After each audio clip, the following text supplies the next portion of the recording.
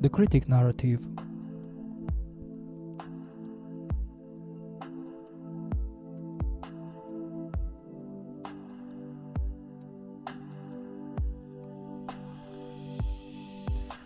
The critic narrative works very differently from the victim narrative.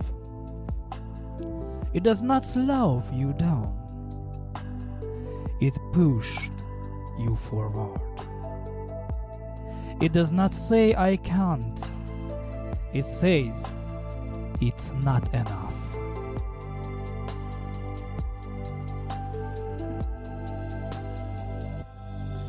For example, at work, you finish a task. Someone says that turned out well, but in your head, the next sentence already appears. It could have been better. That should have been faster. That's not professional. The critic narrative does not let you stop.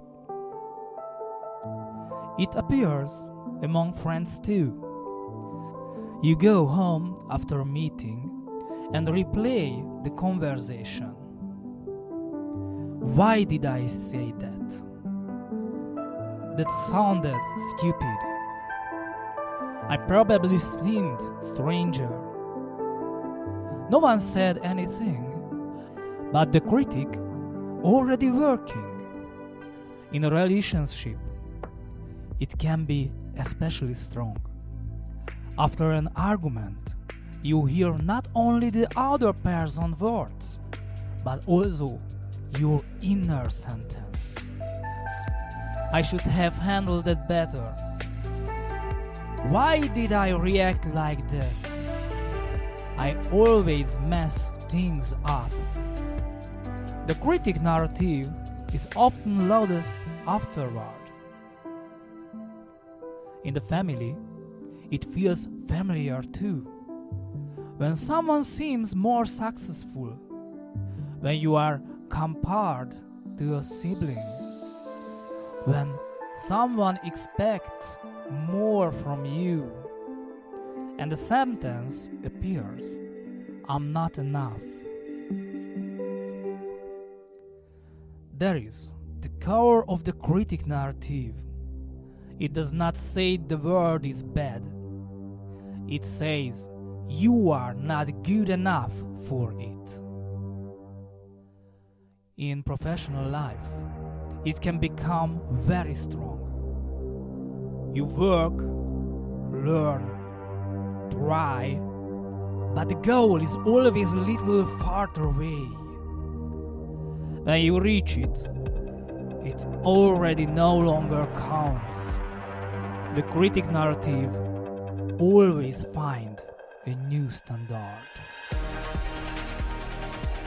And what makes it especially difficult?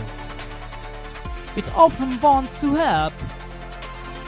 The critical voice often developed where performance was necessary, where adaptation was necessary, where mistakes were not allowed, and it worked.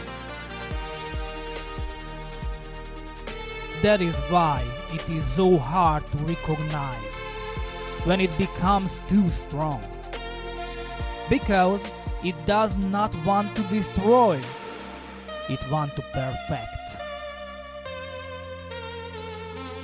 But meanwhile, something happens. Person cannot arrive, cannot enjoy what is finished, cannot stop. Because the critic narrative always asks, and what is the next mistake? And so, the energy does not disappear, it slowly burns out. The critic narrative cannot be silenced, and it does not have to be.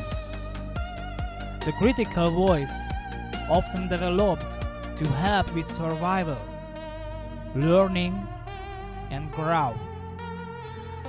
The problem is not that it exists, but when it is the only voice.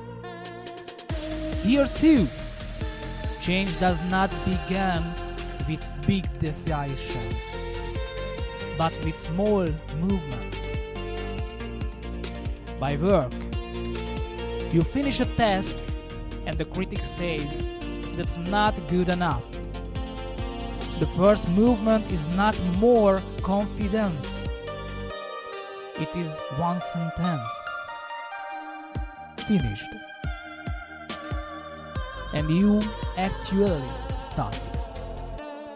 You do not improve it again. You do not start over. This is practice. The practice of finishing.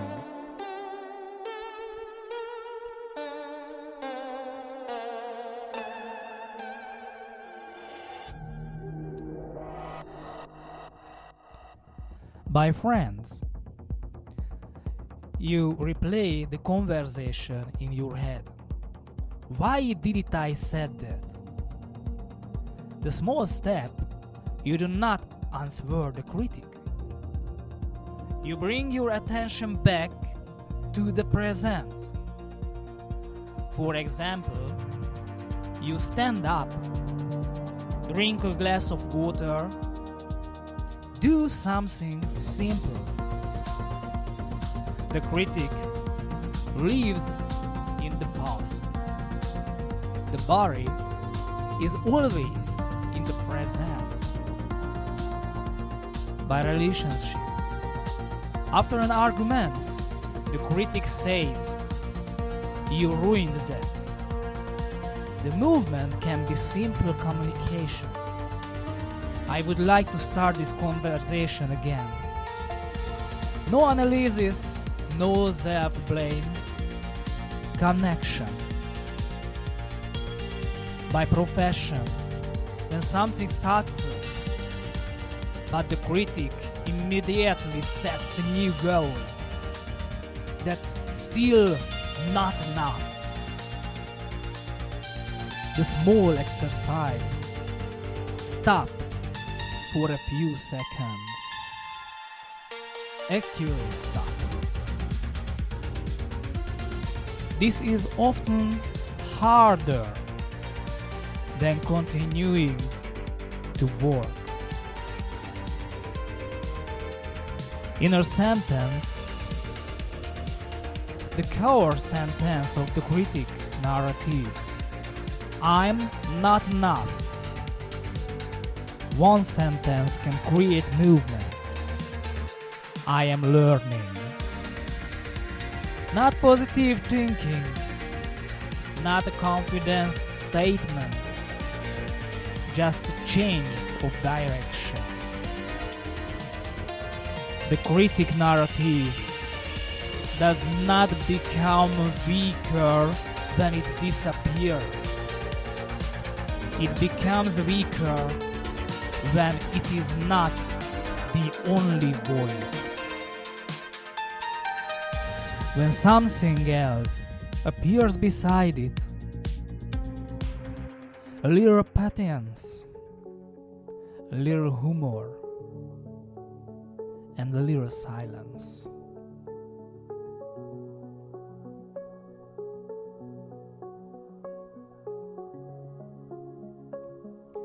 And sometimes that is enough.